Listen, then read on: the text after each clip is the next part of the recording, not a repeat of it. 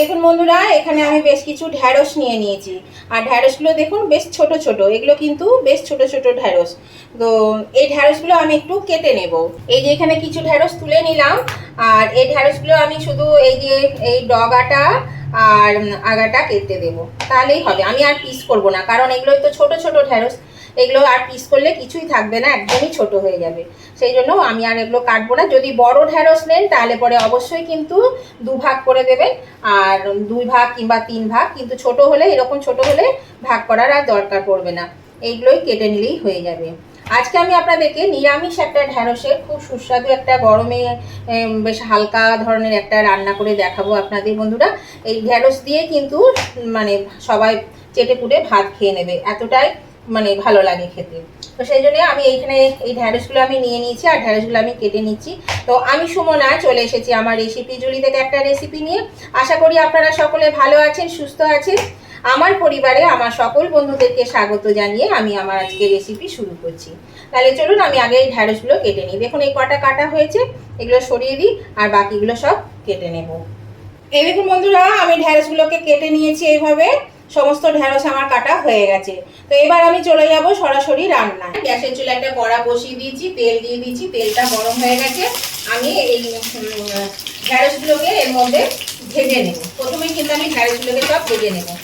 আর ঢ্যাঁড়সগুলো এমনভাবে ভাজবেন যাতে কালারটাও ঠিক থাকে আর বেশি পুড়ে না যায়। এটা কিন্তু অনবরত নেড়ে নেড়ে ভেজে নিতে হবে। ঢ্যাঁড়স কিন্তু কাটার পরে একদমই ধোবেন না বন্ধুরা, তাহলে এই যে ল্যাললেলে ভাবটা আরো বেশি ল্যাললেলে হয়ে যাবে। আর কাটার আগে ধুয়ে নেবেন ভালো করে। তো আমি ঢ্যাঁড়সগুলোতে কিন্তু নুন বা হলুদ কোনো কিছুই দেবো না, আমি এমনি ঢ্যাঁড়সটা ভেজে নেব। দেখুন বন্ধুরা, ঢ্যাঁড়সটা কিন্তু বেশ একটু ভাজা হয়ে এসেছে। এবার আমি একটু ঢাকা দিয়ে দেবো 1 থেকে 1.5 মিনিটের জন্য, তাহলে ঢ্যাঁড়সটা কিন্তু মানে একটু সেদ্ধ হয়ে যাবে, নরম হয়ে যাবে।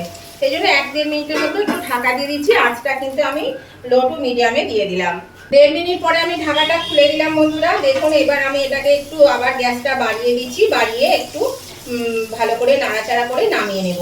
ঢ্যাঁড়স কিন্তু বেশ ভাজা হয়ে গেছে, সেদ্ধও হয়ে গেছে। দেখুন এই দেখুন সিদ্ধ হয়ে এসছে। এইটুকুন অবস্থাতেই কিন্তু এটা নামিয়ে নিতে হবে, তা নাহলে কিন্তু ঢ্যাঁড়সগুলো একদম গলে যাবে। সেই জন্য আমি এটা নামিয়ে নিচ্ছি। এবার আঁচটা আমি একদম কমিয়ে দিলাম। এই দেখুন বন্ধুরা, এখানে আমি ওই কড়াইয়ের মধ্যে আবার একটু তেল দিয়ে দিয়েছি। যেটুকু তেল ছিল তার সঙ্গে আর একটু তেল আমি দিয়ে দিয়েছি। এবার তেলটা দেখুন গরম হয়ে গেছে। এর মধ্যে আমি দিয়ে দেব 5 ফোড়ন। একটু 5 ফোড়ন দিয়ে দেবো। 5 ফোড়ন দিয়ে এই রান্নাটা আমি করব। এটা কিন্তু 5 ফোড়ন দিয়ে করলে বেশি ভালো লাগবে খেতে, সেই জন্য 5 ফোড়ন দিয়ে করবো। দেখুন 5 ফোড়নে বেশ সুন্দর গন্ধ ছেড়ে দিয়েছে। তো এবার আমি এর মধ্যে দিয়ে দেব এই যে কেটে রাখা আলু। আমি দুটো মিডিয়াম সাইজের আলু নিয়েছি। আলুগুলোকে দেখুন একটু মোটা মোটা করে কেটে নিয়েছি, এরকম করে লম্বা লম্বা মোটা মোটা করে। তো আলুগুলো আমি এর মধ্যে দিয়ে দিলাম। আলুগুলো দিয়ে আলুগুলো বেশ ভালো করে ভাজা ভাজা করে নেব।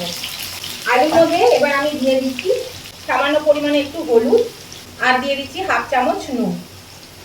দিয়ে আমি আলুটা ভালো করে নাড়াচাড়া করব, দিয়ে একটু ঢাকা দিয়ে দিয়ে ভেজে নেব। তাহলে কি হবে, আলুটা বেশ সেদ্ধ হয়ে যাবে তাড়াতাড়ি। সেই জন্য আলুটাকে আমি একটু ঢাকা দিয়ে দিয়ে ভেজে নেব। এবার আমি বন্ধুরা আলুটা একটু ঢাকা দিয়ে দিচ্ছি, দিয়ে আঁচটাকে আমি কিন্তু কমিয়ে দিচ্ছি, তা নাহলে পুড়ে যাবে। আলুটা ভাজা হতে হতে বন্ধুরা একটা বাটির মধ্যে আমি নিয়ে নেব এখানে এই 1/2 চামচ মানে আর এই 1/2 চামচ 1 চামচ মতো জিরে গুঁড়ো আর 1 চামচ ধনে গুঁড়ো, আর দিয়ে দিচ্ছি একটু হলুদ, আর দিয়ে দিচ্ছি একটু কাশ্মীরি লঙ্কা গুঁড়ো। কাশ্মীরি লঙ্কা গুঁড়োর বদলে আপনারা কিন্তু ইয়েও দিতে পারেন, লাল লঙ্কার গুঁড়ো দিতে পারেন। তো যেহেতু আমি এখানে লাল লঙ্কাটা খাই না, সেই জন্য একটু কাশ্মীরি লঙ্কা গুঁড়ো দিলাম, কালারের জন্য, কালারটা ভালো হবে। তো শুকনো লঙ্কা গুঁড়ো দিলে পরে কিন্তু কি হয়, কালারটাও আসে আর ওটা ঝালও হয়, খাওয়া হয়। তো আমি সেই জন্য ওখানে আমি খাই না বলে আমি দিলাম না, আপনারা চাইলে দিতে পারেন। এটাকে আমি ভালো করে একটু গুলে নিলাম।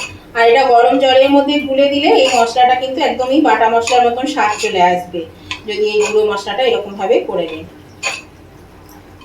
এই দেখুন এটা গোলা হয়ে গেছে।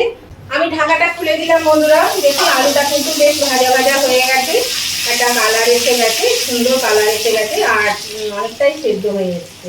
আর একটু সেদ্ধ হবে। এই সময় আমি দিয়ে দিচ্ছি এখানে 1 চামচ মতন আদা আর লঙ্কাকে গ্রেট করে নিয়েছি। লঙ্কাটা থেতো করে নিয়েছি, আদাটাকে একটু গ্রেট করে নিয়েছি, বা থেতো করে নিতে পারেন, আপনারা চাইলে কিন্তু বাটাও দিতে পারেন, তাতেও কোনো অসুবিধা হবে না।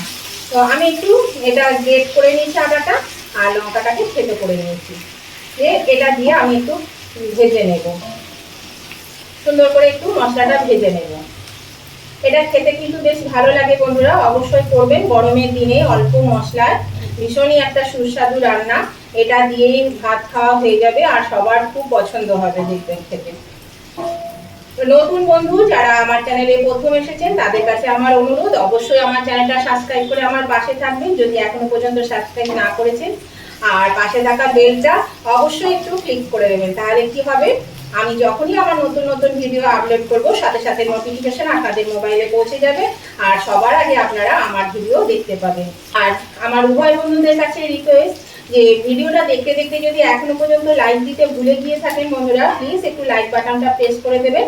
আপনাদের একটা লাইক আমাকে কিন্তু এগিয়ে নিয়ে যেতে অনেকটা সাহায্য করে। আর যদি ভালো লেগে থাকে, খুব ভালো লেগে থাকে, তাহলে অবশ্যই আপনাদের বন্ধু বান্ধব আত্মীয় স্বজনের কাছে একটু প্রচুর পরিমাণে শেয়ার করে দেবেন, তাহলে এই রেসিপিটা সবাই কিন্তু পেয়ে যাবে।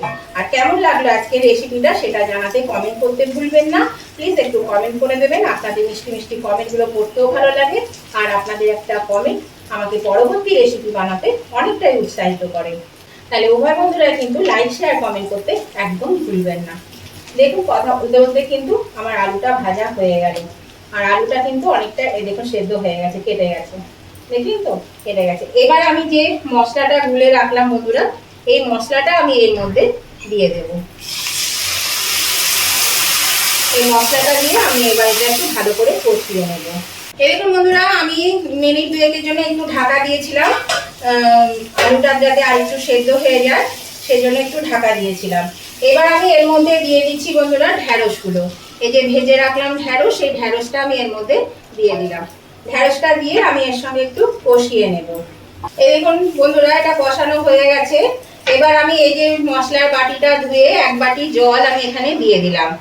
আমি আরেকটু জল দেব, এটা একটু মানে ঝোল ঝোল থাকবে, তাহলে এটা কিন্তু খেতে বেশ ভালো হয়, সেই জন্য আরেকটু আমি জল দেব। আমি জল দিয়ে দিয়েছি বন্ধুরা, আর এর মধ্যে দিয়ে দিচ্ছি একটু চিনি। চিনিটা দিলে কিন্তু এর স্বাদটা খুলে যাবে, খুবই ভালো লাগে। তরকারিতে একটু চিনি দিলে কিন্তু তার স্বাদটা কিন্তু খুব ভালো হয়। ওটা মিষ্টির জন্য নয়, ওটা স্বাদের জন্য, স্বাদটা বাড়ানোর জন্য। আর আমি ওখানে নুন অল্প দিয়েছিলাম, আর বাকি একটু নুন আমি দিয়ে দিলাম। এবার আমি নুন আর মিষ্টি দিয়ে এটাকে আমি ভালো করে একটু নেড়ে চেড়ে আবার 1 থেকে 1.5 মিনিটের মতন একটু ঢাকা দিয়ে দেবো। আলু তো সেদ্ধই হয়ে গেছে, আর ঢ্যাঁড়সও সেদ্ধ হয়ে গেছে প্রায়, একটু ঢাকা দিয়ে দেবো, তাহলে পরে এটা আরো মানে ভালোভাবে মানে সুন্দরভাবে সমস্ত কিছু মিশে যাবে। আঁচটা আমি কমিয়ে দিলাম। আমি 1.5 মিনিট পরে ফিরে এলাম বন্ধুরা, দেখুন এটা কিন্তু ফুটতে শুরু করেছে। তো আমি এটাকে একটু বাড়িয়ে দিলাম।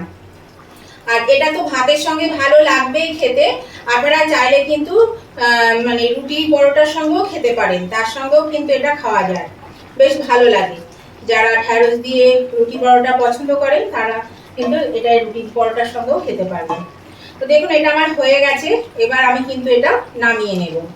আর আমার দরকার নেই, দেখুন ঢ্যাঁড়সও সিদ্ধ হয়ে গেছে, আর আলু তো আগেই সিদ্ধ হয়ে গেছে, ঢ্যাঁড়সও সিদ্ধ হয়ে গেছে। এই যে ঢ্যাঁড়স সিদ্ধ হয়ে গেছে, এটা আমি নামিয়ে নিচ্ছি। গ্যাসটা আমি অফ করে দিলাম বন্ধুরা, এবার আমি এটা তুলে নিচ্ছি। এই দেখুন বন্ধুরা, আমি নামিয়ে নিয়েছি। দেখুন দেখতে কত সুন্দর হয়েছে, কালারটা কত ভালো হয়েছে দেখেছেন, আর এটা খেতেও কিন্তু ততটাই সুন্দর হয়। অবশ্যই আপনারা কিন্তু এইভাবে এই গরমের দিনে করবেন, দেখবেন খুব ভালো লাগবে। আমার ভিডিওটা আজকে ভালো লাগলে উভয় বন্ধুরা কিন্তু লাইক শেয়ার কমেন্ট করতে ভুলবেন না, অবশ্যই লাইক শেয়ার কমেন্ট করে দেবেন। তো আজকের মতন ভিডিওটা আমি এখানেই শেষ করছি। আবার আমি নতুন ধরনের নতুন কোনো ভিডিও নিয়ে চলে আসবো, ততদিন আপনারা ভালো থাকবেন, সুস্থ থাকবেন। Tata, bye bye.